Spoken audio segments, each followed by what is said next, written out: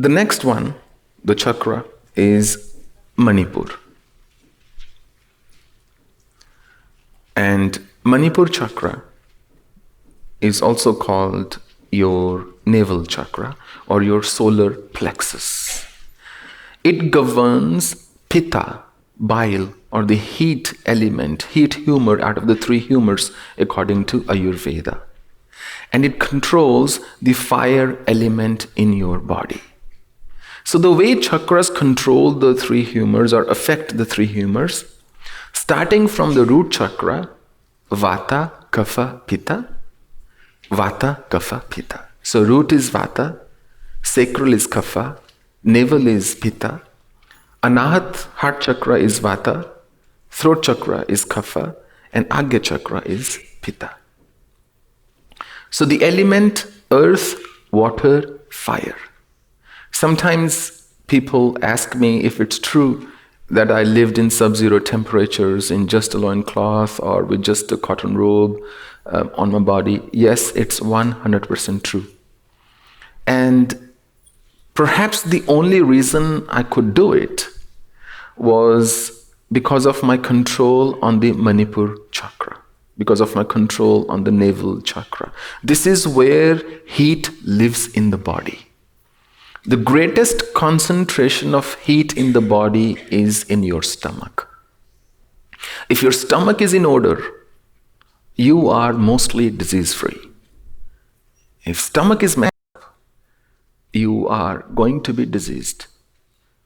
One thing or the other, diseases will keep coming at you and get you. In Lalita Sahasranama, once again, the verse says, Manipura abjanilaya vadanatraya sanyuta vajradi kya yuddhopeta damryadi bhiravrita raktavarna masanishta guddhan preet manasa samasta bhakta sukda lakinya amba swarupini. The seed syllable is la with a dot, so lung. So it's not lum, it's not lung, it's la with a dot, lung. So with a soft NG sound. The color of this chakra is Rakt Varna, which means red. And in particular, Rakt is the color of blood, which is not exactly red, but a darker shade of red. But I think red would be a safer assumption here. And here, now the Devi, the energy has only 3 faces. In Muladhar, in the root chakra, she has 5 faces. In sacral plexus, she has 4 faces. In Manipur chakra, in your navel, she's only got 3 faces. Why 3? Because 3 faces represent the 3 modes of material nature. And they are sattva, goodness, rajas, passion, or tamas, ignorance. At the root level, constantly doing and working and receiving information, to the sacral level where I am involved in the 4 kind of purusharthas, 4 kind of efforts towards dharma or material acquisition or my desires or liberation. Now I have moved to the Manipur chakra, the navel plexus, where it is about the 3 modes of material nature which I'm governed with. And the 3 states of consciousness: sleeping, waking or wakeful, and dreaming state. When you meditate on your Manipur chakra, you basically gain control on your sleep. You gain control on your appetite as well. You will need to eat much less and you will benefit much more from the same diet. Why? Because if the energy around my stomach is balanced, then I am pretty much in a divine body. 95% of diseases in the human body arise from imbalance in the stomach. And when you meditate on Manipur chakra, it bestows upon its practitioner a very sharp intuition.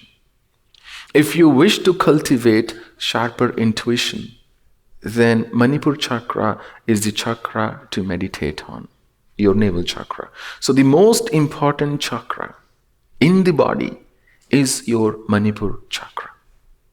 As I said, if there was only one chakra you wanted to meditate on, let that be the Manipur Chakra. If there is one Kriya you wanted to do, let that be the one we did, Mulotejana Kriya. Now, there is a small Kriya which we will do to invigorate our Manipur Chakra. Most of you, if not all of you, perhaps already know this Kriya, courtesy Baba Ramdev, but it is super effective. There are two variations of this. One is called Bhastrika, which is called bellow breathing. The other is called Kapal Bhati.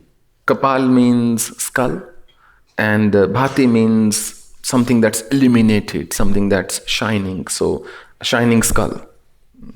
I think you don't want to imagine what that would look like, but metaphorically speaking, perhaps. If you remember my instructions or the thoughts I shared on yogic breathing in earlier discourses, the fundamental difference between normal breathing and yogic breathing is, in normal breathing, we inflate our lungs. The moment we breathe, we go. Even when people, those who are inducted in the defense, when they take their measurements, chest with breath or inhalation and exhalation, they're always measuring the chest. But yogic breathing is the exact opposite. When you breathe in, you are trying to fill the air in your tummy. So if I'm breathing in, let's say I'm exhaling, I've exhaled. If I'm breathing in, it's my tummy that's going to protrude. So I've filled the air now in my tummy. And if I'm going to breathe out, it's my tummy that's going to go in. All yogic exercises, remember, they start with exhalation. So Kapal Bhati involves forceful exhalation and forceful inhalation. Please remember, I've used the word forceful, not forced. It's not forced inhalation and forced exhalation. It's forceful, which means with the sense of that little urgency, with that force that you will do.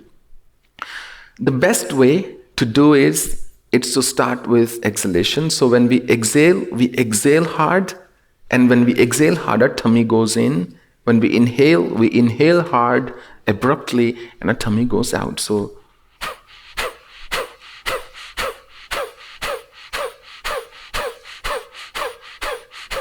it'll go like this, and this is usually the rhythm you will try to follow, but quality is most important. If you're not feeling that burning sensation in your tummy after, let's say, 30 or 40 seconds, or depending on your stamina after 1 minute, you're not doing it correctly. Some people start dancing when they're doing it. Please, no need for that.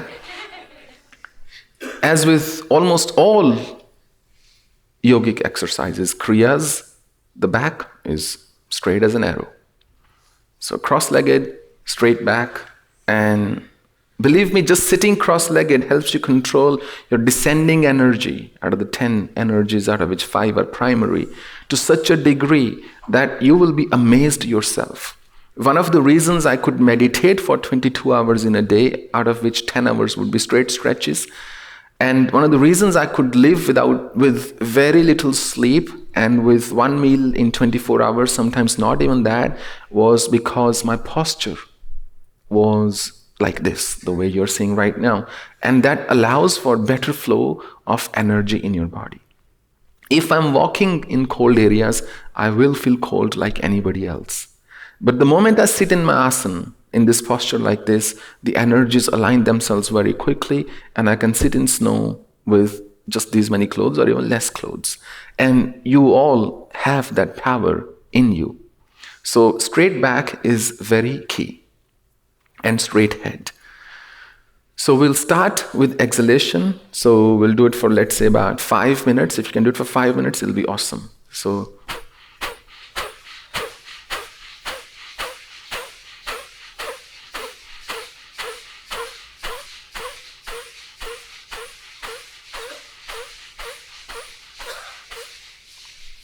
keep doing it. Remember, when you are inhaling, your tummy goes out. When you're exhaling, your stomach goes in. Back straight.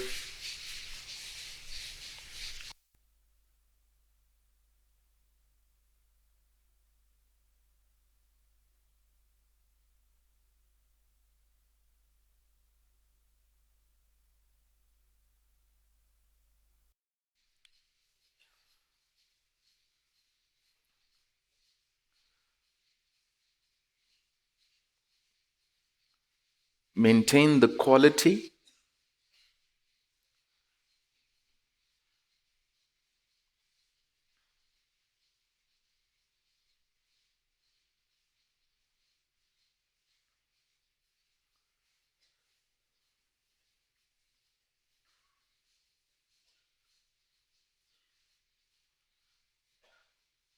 Make sure you feel that stretch and that burn in your stomach.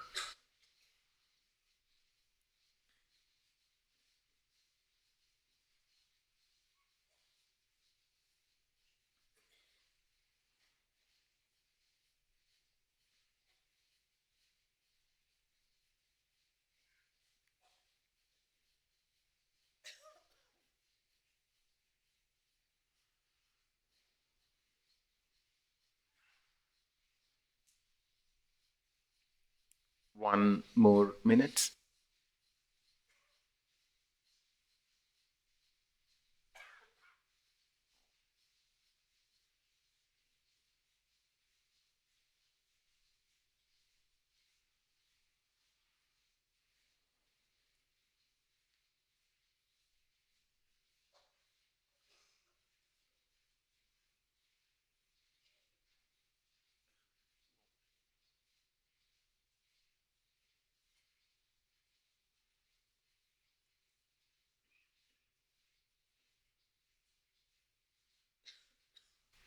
Now, please take your right hand and put it on your stomach.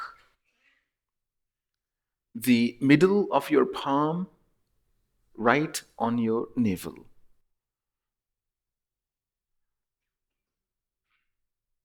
And breathe gently and deeply. You'll have an amazing experience of calmness.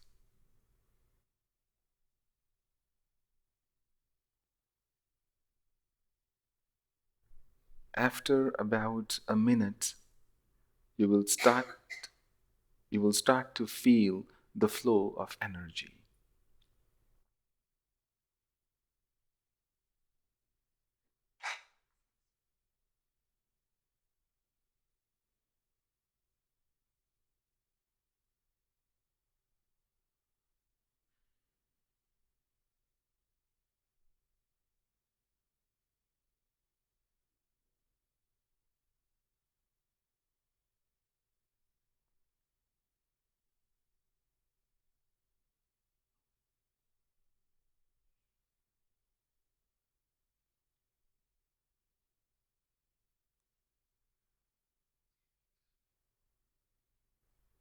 One more minute.